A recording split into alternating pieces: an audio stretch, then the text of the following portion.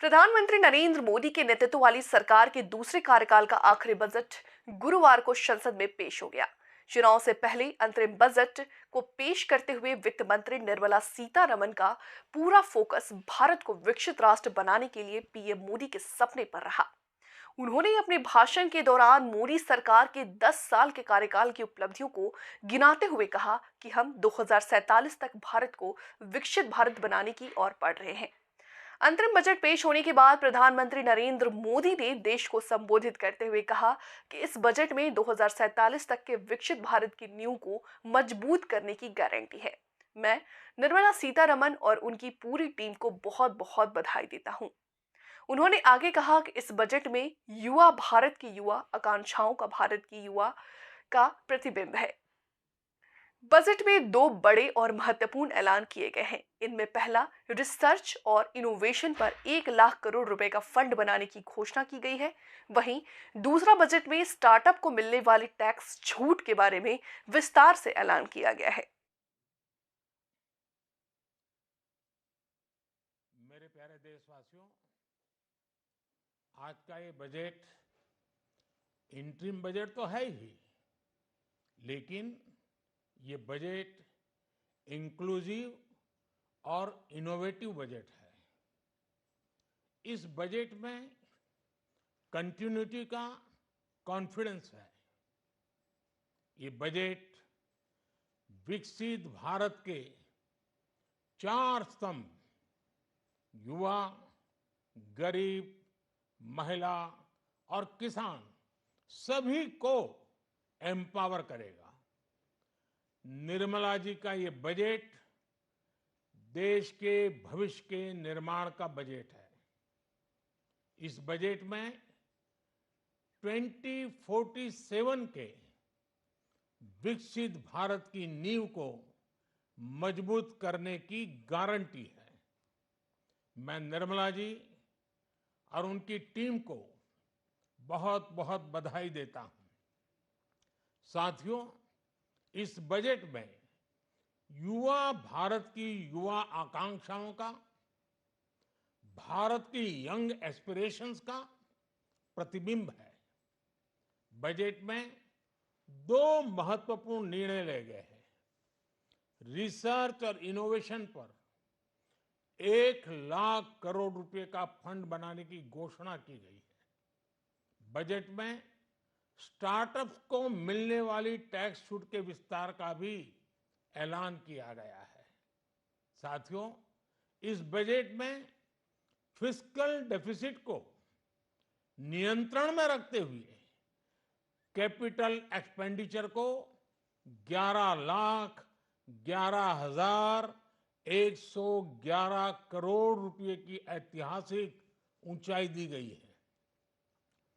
अर्थशास्त्रियों की भाषा में कहें तो एक प्रकार से स्वीट स्पॉट है। इससे भारत में 21वीं सदी के आधुनिक इंफ्रास्ट्रक्चर के निर्माण के साथ ही युवाओं के लिए अनगिनत रोजगार के नए अवसर तैयार होंगे। बजट में वंदे भारत स्टैंडर्ड की 40,000 आधुनिक बोगियां बनाकर उन्हें सामान्य यात्री ट्रेनों में लगाने का ऐलान किया गया है। इससे देश के अलग अलग रेल रूट पर करोड़ों यात्रियों में आरामदायक यात्रा का अनुभव बढ़ेगा।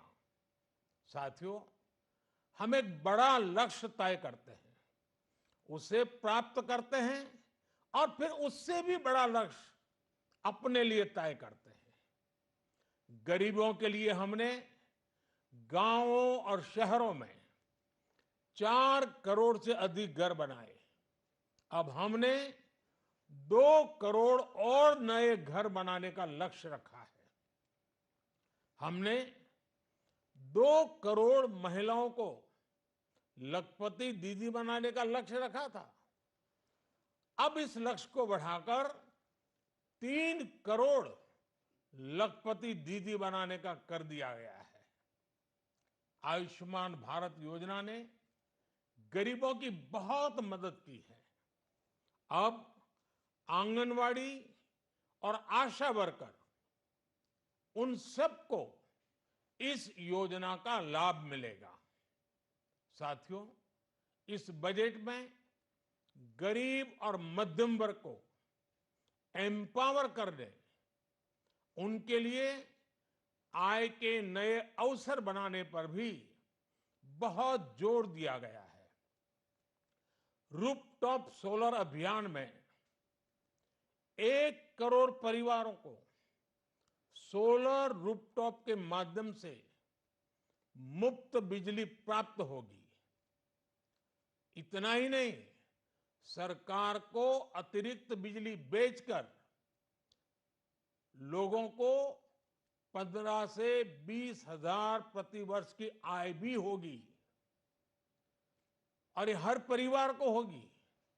साथियों, आज जिस इनकम टैक्स रेमिशन स्कीम की घोषणा की गई है, उससे मध्यम वर्ग के करीब 1 करोड़ लोगों को बड़ी राहत मिलेगी।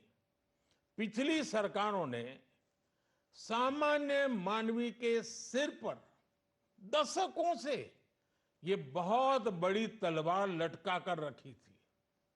आज इस बजट में किसानों के लिए भी बहुत महत्वपूर्ण और बड़े निर्णय लिए गए हैं।